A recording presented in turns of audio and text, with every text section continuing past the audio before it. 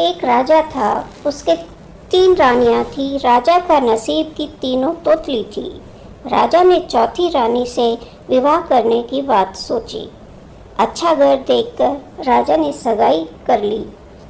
कन्या की तारीफ करते हुए किसी ने राजा से कहा था कि कन्या अच्छी रूपवती है और बहुत अच्छे स्वभाव की है। राजा के मन में विवाह की खुशी समाती नहीं थी। राजा विवाह करने निकला। कन्या तोतली थी, लेकिन कन्या के माँ बाप बड़े चंट थे। उन्होंने कन्या को पहले से ही सिखा रखा था कि राजा कुछ भी क्यों ना कहे, उसे एक शब्द भी बोलना नहीं है। राजा मन ही मन खुश हो रहे थे कि रानी मीठी मीठी बातें करके उनका अच्छा मनोरंजन करेगी। पर नई रानी तो गूंगी बनकर खड़ी रही। राजा ने बहुत चाहा कि रानी बोले, पर रानी क्यों बोलने लगी? उसने तो जैसे अपने होठ सी लिए थे। राजा मन ही मन बोला, यह तो कुएं में से निकलकर खाई में गिरने जैसा हुआ।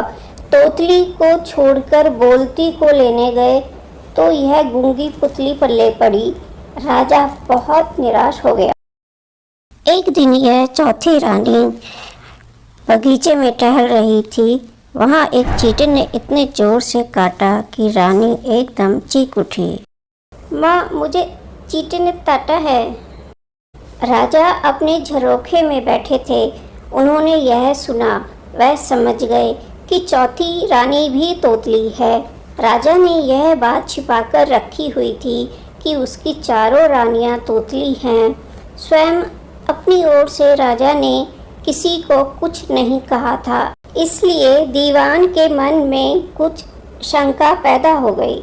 ठीक जानकारी पाने के लिए दीवान ने राजा से अकेले में पूछा, राजा जी, गांव के लोग कहते हैं कि आपकी सब रानियां तोतली हैं, क्या यह सच है?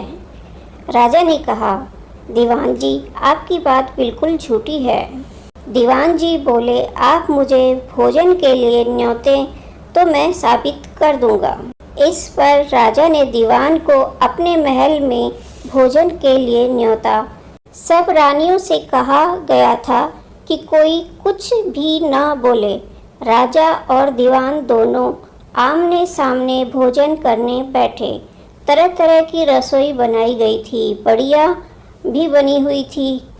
दीवान ने बहुत कोशिश की कि रानियां कुछ बोले, पर एक भी रानी बोली नहीं। आखिर दीवान थक गए। उन्होंने इसी बीच उनको एक तरकीब सूझी। बढ़िया, बहुत ही बढ़िया बनी थी। बड़ी खाते खाते दीवान ने उनकी खूब तारीफ शुरू कर दी। जब बड़ियों की बहुत तारीफ हुई तो रानियां मन ही मन मारे खुशी के फूल उठी। इस मौके का फायदा उठाकर दीवान ने पूछा, ये बढ़िया किसने तली है? इस पर एक रानी बोली, ये बढ़िया तो मैंने तैया, यानी ये बढ़िया तो मैंने तली है। राजा के मना करने पर भी एक रानी बोल उठी थी, इसीलिए दूसरी ने शयानी बनकर उससे कहा, मना करने पर भी बोलत्यो?